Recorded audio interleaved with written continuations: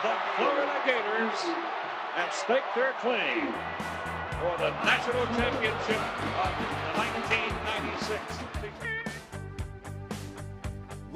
Here's Tebow, jump pass, throw it to the end zone, and a touchdown! David Nelson scores! Back down. You can stand me up at the gates. Dropping back to throw, pumps and fires the ball over the middle. It's Dory! It's Dory! Got a touchdown!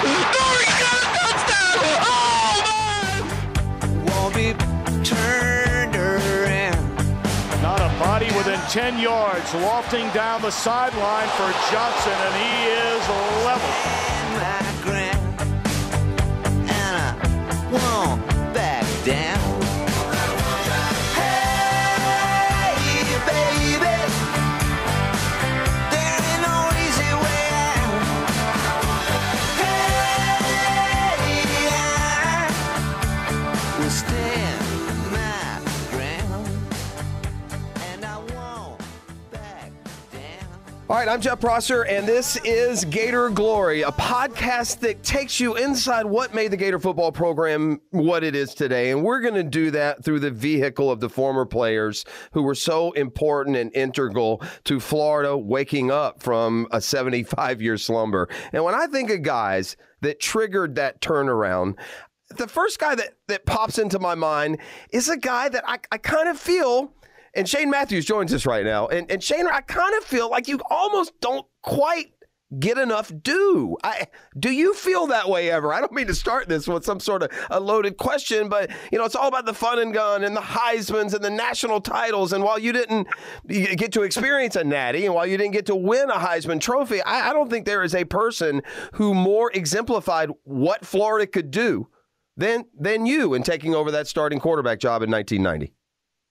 Well, Jeff, I appreciate it. I feel like, the 90 and the 91 teams kind of get lost in the whole shuffle. I think we were really good teams that, kind of laid the foundation for what Spurrier was to build at Florida. And, it's great because if we hadn't played well, there would be no Werfels, Ike Hilliards, Riedel Anthony's, Fred Taylors. Those kids wouldn't have wanted to come play there. So would it have been fun to throw to those guys that Werfel threw to? Heck yeah. But I had some decent players myself. But, it's fun to be able to say that I was Spurrier's first quarterback, and we did lay the foundation. All right, so you're there in 1989, and Florida is just kind of grunted along for the last 3 or 4 years to, churning out 6 and 5 seasons. Emmett kept their head above water, but you weren't exactly an offensive powerhouse. You were kind of lost in the shuffle. I know you still had hopes and designs on winning that quarterback job, but it's not like the 1989 season ended and Shane Matthews thought, wow, I'm about to go be SEC Player of the Year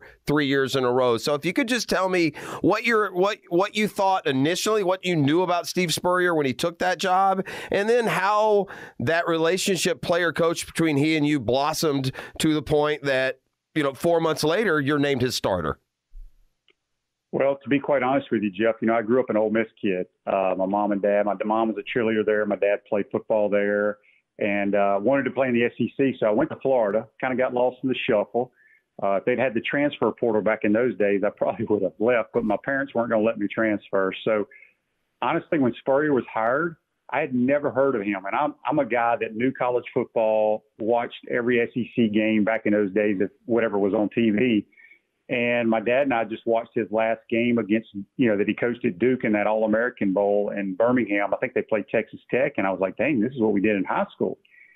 And so Spurrier comes in the spring meeting, his first meeting, and he said, I don't care who you are, what you've done around here. Everyone will be given an opportunity to show what they can do. And that's typical coach speak, right? And so, I was still buried 5th or 6th on the depth chart. It depended on which day of the week it was, but I was 5th or 6th. And I always got stuck. They'd send the top 2 guys or top 3 guys usually go down and throw routes on air to the receivers. I always got sent down to the tight ends with John Reeves. And John Bob just kind of took me under his wings, just throwing balls to Kirkpatrick and that crew. And, and we kind of built a bond, and a couple guys got hurt, didn't play great in scrimmages, and he kind of got in Spurrier's ear, why don't you give Shane a chance? And I played pretty well, and then obviously played real well in the orange and blue game, which was in the Gator Bowl over there, and the rest was kind of history. Now, so you go from a guy who's probably wondering if you'll ever get a chance to play at Florida, to suddenly thrown into this role of trigger man for an offense that truly was going to revolutionize the SEC. It was 3 yards in a cloud of dust league until Steve Spurrier got there.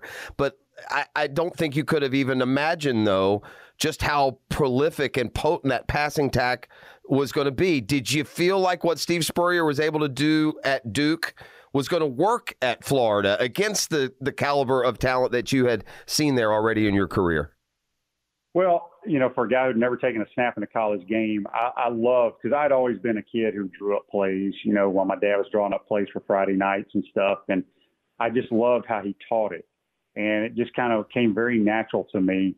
We kind of thought the same way. And, I wasn't quite sure how it was going to turn out. I mean, obviously, growing up in the SEC, it was always, Herschel and Bo Jackson and just running the football. And, I know when he named me the starter, a lot of the Bull Gators throughout the state weren't real happy about it. How can you start a guy who'd never taken a snap? But, I tell the story all the time, Jeff. I always met with Coach on Thursdays and Friday mornings before the game, kind of go through our little play sheets. And but we never really said, okay, this is the play we're starting the game with, because so many things change. Where do you get the ball? What hash?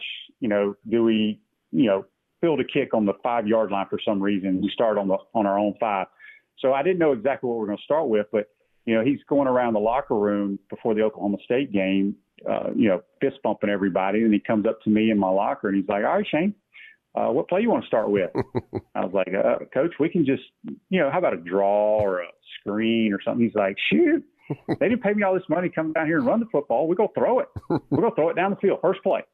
And so we call trips left, Z short, blue slide, Z deep cross. Do you still remember the exact play call? Oh, yeah. Yeah. His system is is very complicated, but it's so simple.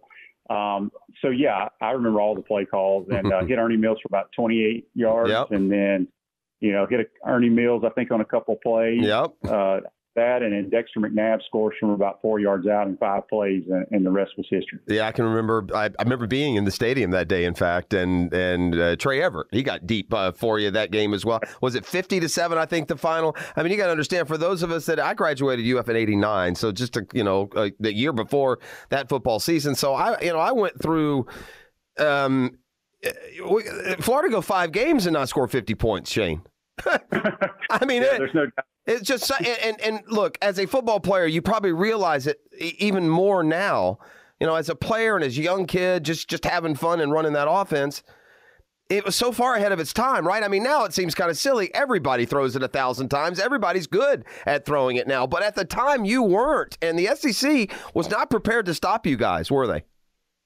They weren't. And, it's funny, because when Urban came along, they called it like this spread offense. Well, we spread people out back in 1990 when we'd go 5 wides. I just wasn't fortunate enough to play out of the shotgun. I used to beg for it, but Spurrier never let me play out of the shotgun. But, yeah, it was, we got so many mismatches in college football back in those days. The way he would formation people, motion, just to get mismatches. I mean, it took defensive coordinators a long time to figure it out. And obviously the one that was tough on him was Bill Oliver, who was always at Alabama. They always had great defenses. 1990 produces a heck of a year, and so now you go into 91.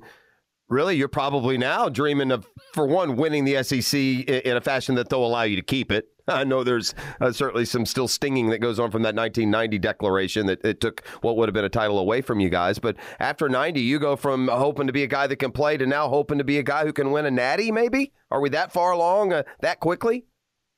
Well, I felt like, we knew we were going to be a good football team. We had a lot of guys returning in 91. And, we had Alabama coming to our ballpark. We thought we had an opportunity. And honestly, we just, if it would have been the new format of how they have now, we would have probably been in that 14 playoff. But yeah, it was a heck. I mean, that 91 team was really, really good. And I don't think people realize how good we were.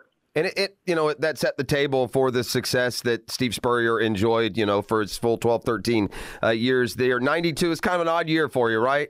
I mean, it had its successes, but it had its hardships for you. I believe here you are in your final year as the Gator quarterback. And correct me if I'm wrong, you got 2 freshman tackles, I think, protecting you. So that was kind of a bridge year. And, that's an underrated season you gave him there, Shane. And I think if circumstances had been different and an inexperienced quarterback would have led that 92 team, I think it could have gone off the rails a little bit, at least as much as one can under Coach Spurrier. So while that was a season, that didn't produce the amount of wins and the AP ranking that maybe 90 and 91 did, I think 92 in many ways was a season that made it possible for the program to now elevate into winning national title, a national title in the middle of the decade. So how do you look back on that 92 season that had that thrilling SEC championship game debut as well? Well, 92 was rough. I lost my mom to breast cancer at age 44, right before the season started, right? Like at the end of July. So that was rough. My parents made the trip after my dad's high school games. It didn't matter how far they had to drive. They were there the next day. So that was tough. But as you said, we had to start 2 true freshman tackles back in 1992, which is unheard of. Nowadays, it's common. But back then, no. And, I think people forget we started the season at 1-2. And I think it was Spurrier's, in his 12 years at Florida, I think it's his best coaching job. That was the first year of the East and the West divisions when they added Arkansas and South Carolina. And so we rallied the troops somehow. And, he says his favorite win over Georgia, which was mine as well. My first 2 were blowouts, but, Georgia was ranked 4th or 5th in the country when we played them over there, heavy favorites, and we found a way to. And we ended up playing, starting the year 1-2 and making it to the first ever SEC championship game, which was a lot of fun to play in. Obviously, we'd like a different outcome, but we had no business being on the field with that team. Like I said, we weren't great. My senior year in 92, but we found a way to make it a really good year, and we ended up 10th in the country, and another thing with Coach Spurrier, which is a tremendous stat, I know pretty much every person who's been in a recruiting class for Saban's won a national title. We understand all that, but Steve Spurrier in his 12 years, every player he had won a minimum of 9 games. That's crazy, especially considering what Florida had been so hungry for. When you won that first SEC in 91, could you feel just like the weight of the world lift off the Gator program? And that really that opened the door for all of the success that's come since then. I mean, it's hard to imagine. Like, you were probably surprised as players to learn that Florida had never won an SEC. Oh, well, yes, especially a guy who I really didn't know much about Florida football, growing up in Mississippi. And, it was wonderful for all these Gator fans to finally have that official title. And I remember the celebration in the Swamp after the game against Kentucky when we clinched it. But us as players, we still felt like we won it the previous year. Yeah. Well, and your coach always emphasized that to this day. You know that. I run into Coach this day, and he'll still bring up that. Anytime you bring up 91, boy, he brings up 90 real quick. How close are you with those guys, Shane, as you go through, you reach this point of life like me when you get in the middle of it? How close do you remain, and how special do those early days of really waking up the Gator program remain to you? Well, I mean, I'm a diehard Gator. I watch every game. I do a bunch of radio for the Gators. It's great to, that's the great thing about sports. And, back in our days, we lived in Yon Hall, and I wish they still had athletic dorms, because I think you would see a better bond among football players and other athletes on campus. But there was nothing like living in Yon Hall and the bond you build with those kids, the other players. It lasts a lifetime. And, you get to see them when they're back tailgating, or like Spurrier this weekend for Tennessee. He's having the 95, 96 little reunion for those teams. And he did that a few years for 90 and 91. So it's great to see everybody come back. We're all a little bit bigger and a little bit older, but everybody still acts the same as they were in the locker room. It's crazy. Third all-time in school passing yards is Shane Matthews, and he's the only Gator quarterback. Okay, all of them: Werfel and Grossman and Tebow and Leak. The only player with 3 of the top 10 single-season marks. And I don't think Gator Glory would have reached the point that it did without Shane Matthews being a part of triggering that all. Shane, we wait now for Florida to return to that level, a level where they can be considered a favorite for the SEC. And and at least a contender to win the national title. I think we saw him step a little closer to that level against Alabama on Saturday. But at the end of the day, for Dan Mullen, we're still in waiting mode, right? He's proven they've got a good program, maybe a really good program, but not quite yet a great program. You've got to win some of these games against great teams. But are you, like the rest of Gator Nation, at least a little more encouraged moving forward by the way they played against Bama on Saturday?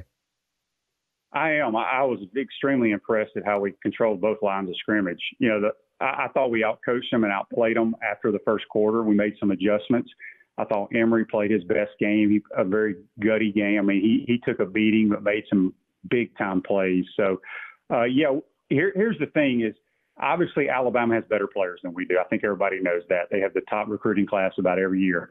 And I know people get on our recruiting. I think our recruiting will get 100 times better once our standalone football facility is built, which has got about another year and a half to go. But it's not a dream anymore. It's not kids looking at pictures.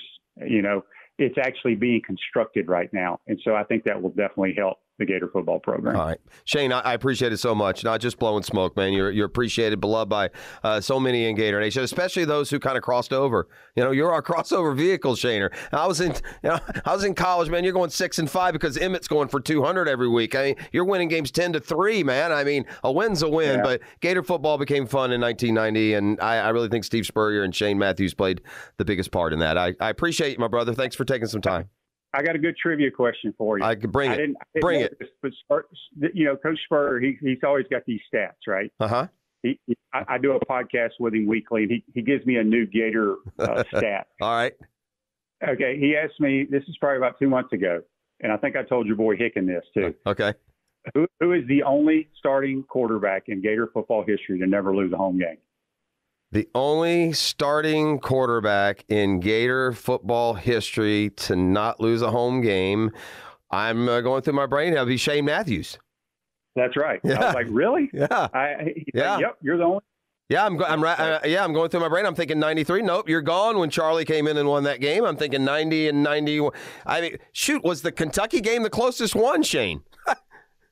The 91 when they charged back, right? That may have been the closest one. Maybe FSU 91 also. Yeah. So I was like, are you serious, Coach? Wow. But, you know, he sits in his office there as the ambassador. And you love that guy, don't you? You guys have become closer and closer through the years. You can tell just, you know, your relationship together. Yeah, I mean, he's a piece of work. There's nobody like him. His memory is unbelievable right now at 76 years old, and he's a diehard Gator, the greatest Gator of all time. Did the relationship change when you started beating him on the golf course? Well, I mean, his age caught up with him. Yeah. I didn't beat him when I was in college. He only gives you one shot, but I didn't really know what I was doing on the golf course in college. Yeah, you're a good player now. Once I got into the pros, you know, I had a little more time to understand what I was doing. I wasn't just having a good time out there. So now he doesn't play as much anymore because of his back and hip and hands and all that, but he still goes out there and plays a few holes a day. Shane, enjoy the rest of the day, the rest of the week, the rest of the year, and the rest of the life. We appreciate it. Anytime, Jeff. Take care, bud.